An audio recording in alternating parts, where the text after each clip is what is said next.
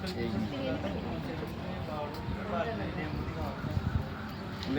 में एक मिनट और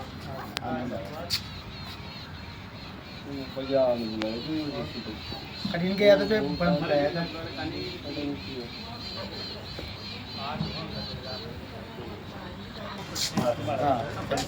ले काना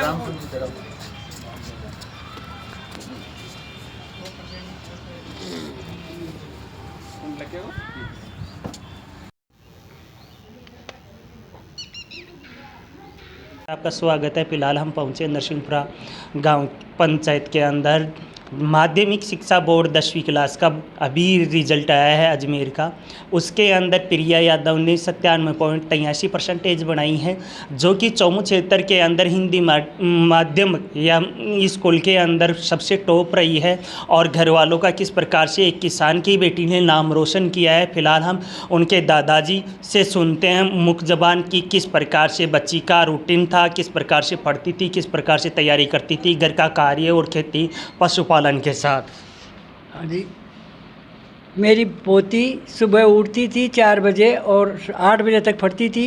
मोबाइल से दूर रहती थी और दूसरों को भी यही कहती थी कि मोबाइल से दूर रहो तभी पढ़ोगी। और शाम को 8 बजे से 10 बजे 11 बजे तक पढ़ती थी। खेती में भी काम कराती थी, माता पिता की भी हाथ बटाती थी और सब काम करती थी। लेकिन पढ़ाई के अलावा मोबाइल तो उसे हमारे घर में मेरे बच्चे वो ही नहीं, मेरे बच्चे और भी मोबाइल से दूर रहते हैं। और मैं मोबाइल हमने उनको कह रखा है मैं मोबाइल से दूर रहोगे तो ही पढ़ोगे।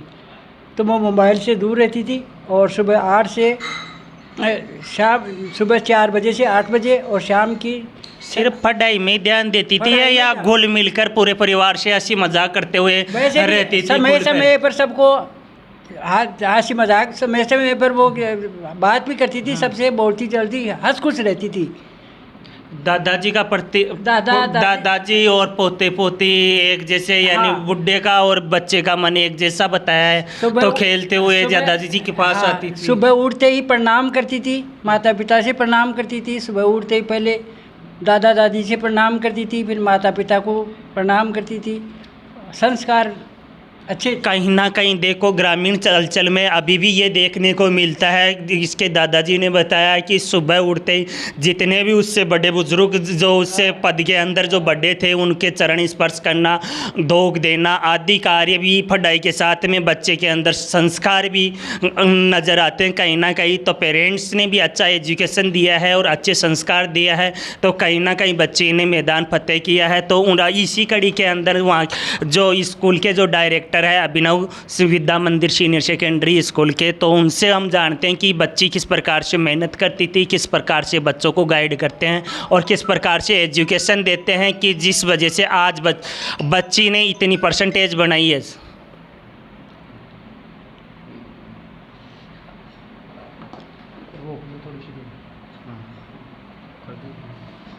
जी सर, किस प्रकार से बच्ची तैयारी करती थी, किस प्रकार से आप मोटिवेशन करते हो बच्चों को?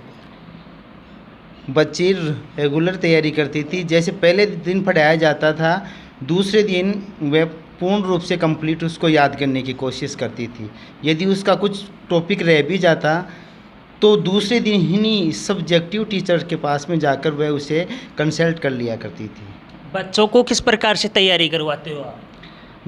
बच्चों को हम बढ़िया तैयारी कराते हैं और सब्जेक्टिव टीचर बढ़िया रखते हैं। सब्जेक्टिव टीचर अपने अपने हिसाब से टेस्ट लेते रहते हैं और साप्ताहिक मासिक ये रिपोर्ट ऑफिस के अंदर प्रस्तुत करते रहते हैं। एक होता है कहीं ना कहीं स्कूलों में देखने को पड़ता है कि बच्चों को जो कैपेसिटी होती है उससे ज़्यादा पढ़ाई का बोझ ला देते, तो कहीं ना कहीं बच्चे पढ़ाई के अंदर पीछे रह जाते हैं। और क्या आपके इसके अंदर पढ़ाई के साथ साथ खेल को दैनिक दिनचर्या व्यायाम जो भी क्रियाएं होती है वो भी साथ में चालू थी? हमारे विद्यालय के अंदर प्रति शनिवार को कंप्लीट स्कूल को खिलाया जाता है। खेलने से बच्चे का मानसिक विकास होता है, उसी से बच्चों की प्रतिशत में वृद्धि भी होती है। तो खेलना कूदना, मनोरंजन करवाना, सांस्कृतिक कार्यक्रम करवाना, सारे कार्यक्रम प्रति शनिवार करवाए जाते हैं, जिससे बच्चे कहने का मतलब शारीरिक, बौद्धिक, मानसिक सभी प्रकार का विकास करते हो पढ़ाई के साथ सभी प्रकार का विकास करवाया जाता है। तो परिणाम के अंदर सबसे ज़्यादा भूमिका जो विषय अध्यापक है वो ट्रेंड अध्यापक रखते हैं और उनकी सबसे ज़्यादा भूमिका रही इसके अंदर। इसी कड़ी के अंदर सब्जेक्ट टीचर साइंस और मैथ के हमारे साथ जुड़े हुए हैं महेश कुमार यादव, जिसने बच्ची ने 97 नंबर दोनों के अंदर लेकर आई है।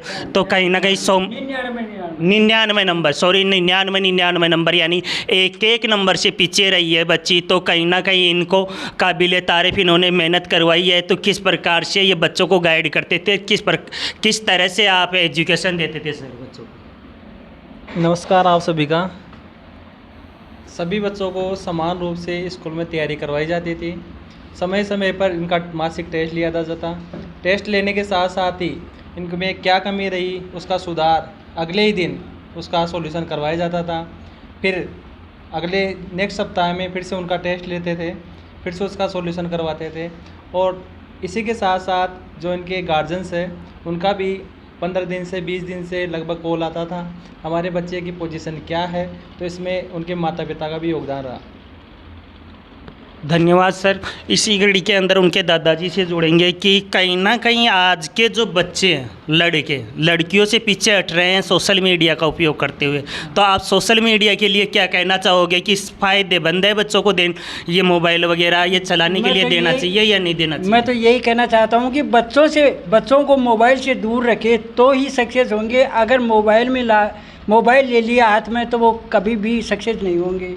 आजकल बच्चे मोबाइल पढ़ाई के नाम पर ले लेते हैं और अटपटी चीज़ें बहुत क्या क्या आते हैं वही देखने लग जाते हैं। और उसको क्या कारण है कि जिसकी वजह से आज लड़कियां तो ऊंची तरक्की कर रही है हर सब्जेक्ट में, चाहे गवर्नमेंट वैकेंसी हो, चाहे अपने जो भी है एजुकेशन के अंदर बच्चियां टॉप कर रही है, बच्चे क्यों पिछड़ रहे हैं? बच्चे इसीलिए पिछड़ते हैं कि माता पिता सबके पास फ़ोन रहते हैं, कभी किसका उठा ले जाते हैं, कभी किसका उठा लेते हैं। और पढ़ाई के नाम पर बच्चे कॉलेज स्कूल ले रहे हैं, वो पढ़ रहे हैं, मोबाइल में आ रहा है, लेकिन आता देखते और कुछ हैं और ना पढ़ाई कर लेते, इसीलिए पिछड़ रहे हैं।